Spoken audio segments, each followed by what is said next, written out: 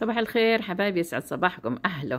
أهلا وسهلا فيكم. اليوم نشيطين، صبحنا نعمل بسبوسة جوز الهند، مش هريسة يا بنات، هذه جوز الهند. المقادير: كوبين سميد خشن، هنا حطي كوب سكر، أنا خليته خاص شوي، لا حطي كوب السكر، 3 بيضات، فانيلا، بيكنج باودر، بيكربونات الصوديوم، وجدت فيه ما وجدتش بلاش، لبن، عصير كلمنتينا أو برتقان، هنا زيت.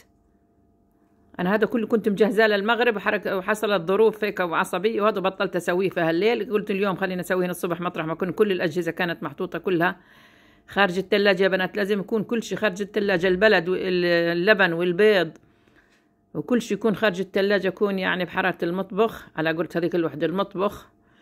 هلقيت بنحط هنا شوية فانيلا، هذه فانيلا يا بنات، مش بيكون مدورش، فانيلا مع البيض، عشان اللي بتقول لك زنخت البيض وبدي بدون بيض، هذه فانيلا عشان زنخة البيض. كترتها شوية مش مشكلة.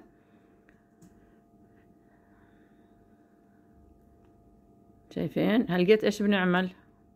بدنا نحط كل المواد في كلها فوق بعضها. السكر، كوب سكر بالكوب المعيار اللي انت شايفينه هذا، اللي عارف فيه زيت، وكوب زيت، 3 بيضات، فانيلا، كوب سكر، كوب زيت. اللهم صل على سيدنا محمد.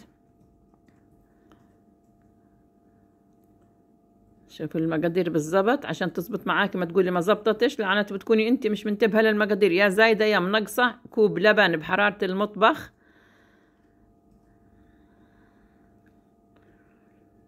لبن روب مش حليب، هذا لبن رايب، هذا لبن رايب يا بنات. ايوه بقول عنه يقرث. انا ايش كمان هلقيت؟ عندنا نص كاسه تقريبا عصير. انا كانت تلاقيها هيك العصير عندي فاصله، لانها من امبارح كنت عصراها ومجهزاها، وزي ما قلت لكم ما كنتش اعملها امبارح، عملتها اليوم.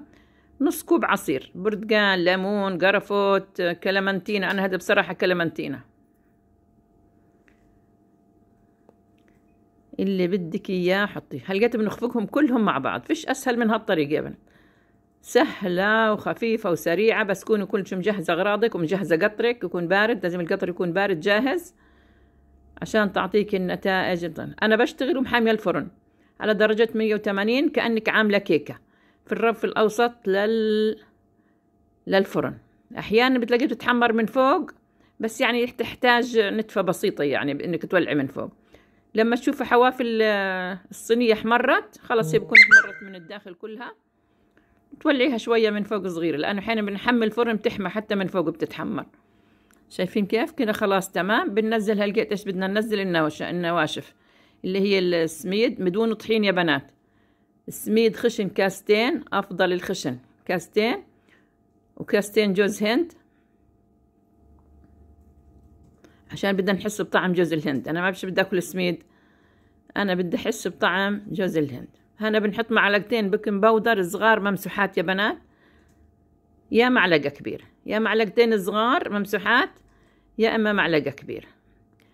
انا كمان حطيت زيادة، ايش هي؟ حطيت بيكربونات الصوديوم، اذا موجودة حطي، مش موجودة ما تحطيش، ولو حطيتي ما تكتري.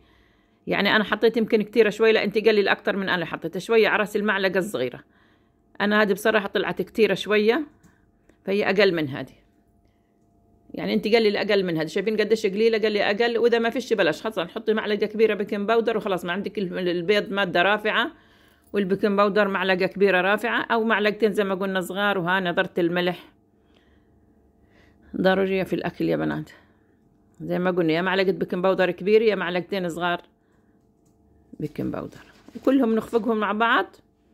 وقلنا احنا حامين الفرن على درجة حرارة 180، وبندهن الصينية بطحينية، ما فيش طحينية دهنيها بشوية زيت، ورش عليها شوية طحين، وفرشيها كلها الزيت والطحين بالفرشاية، ودهن الصينية تماما فيها، واسك بها الجيت هذا، خليه هيك يتجانس شوية، ضب الأغراض اللي حوالينا، وبندهن الصينية اللي هذول لك متماسكات مع بعضهن أكتر. بيرجع إلك أنت، بدك إياها خميلة، بدك إياها رقيقة، بدك أوسع من هذه عشان تطلع معاكي أرق، بيرجع إلك. بدك إياها أخمل من هيك بتصغر الصينية، بدك إياها أرق من هيك بتكبر الصينية.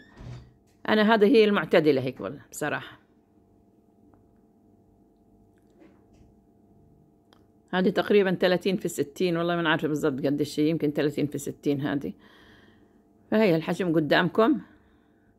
هدول صوانية قديمة، قاعد بدور على نوعية كويسة زيهم مش لاقي. هذا ألمنيوم كتير للكعك، للمعجنات، لأي إشي. الصواني اللي زي هيك كتير ممتاز. رحت أنا يعني طولت لما سكبتها، جبت السبوتر هذه عشان أنظف الصحن كويس، ما ضلش إشي بوقف الصحن. شايفين كيف تقلت؟ بدنا إياها. هذا هي زي يعني زي عجينة الكيك، زي عجينة الكيك.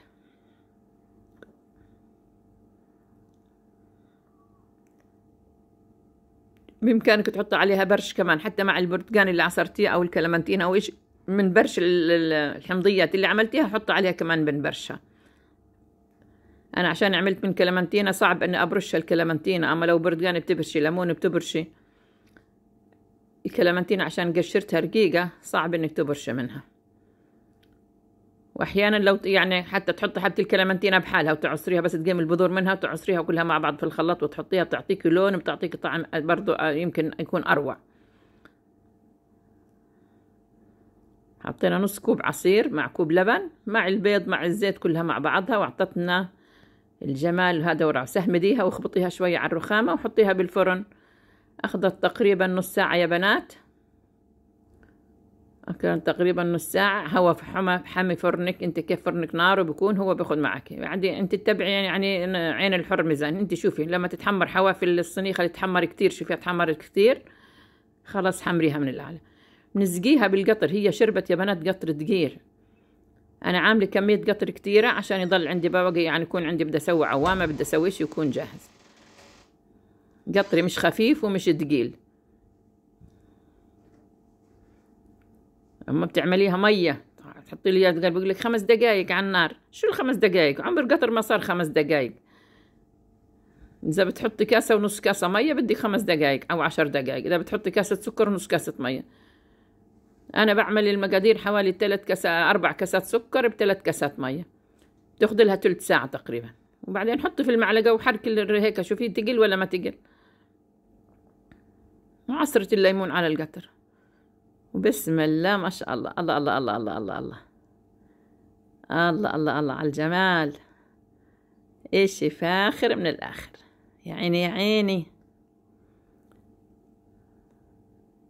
يا عيني يا عيني. اجا الشتاء واجا الحلو واجا تنفشن وتعرضن وتقولن نصحنا تحركن وتنشطن في هالبيت، لانه لا اكل ومرعى وقلة صنعة في هالبيت. حسن في البيت، لأنه ما في طلعة ولا في نزلة ولا في شمات هوا ولا في غيره في هالبرد وهالسقعة. عندها الصوبات وقحم مشان خبز على هالصوبة وكلن وسخنن وكلن وحلو وكلن وعوام وكلن وبالعافية مطرح ما يسري يمري. شكرا لكم، شكرا لمتابعتكم، لايكاتكم وشيراتكم يا بنات تسعدني. واللي أول مرة بشوف الفيديو عندي يدخل عندي يعمل لي متابعة على التيك توك واشتراك على اليوتيوب، بكون شاكرة لكم. يعطيكم العافية.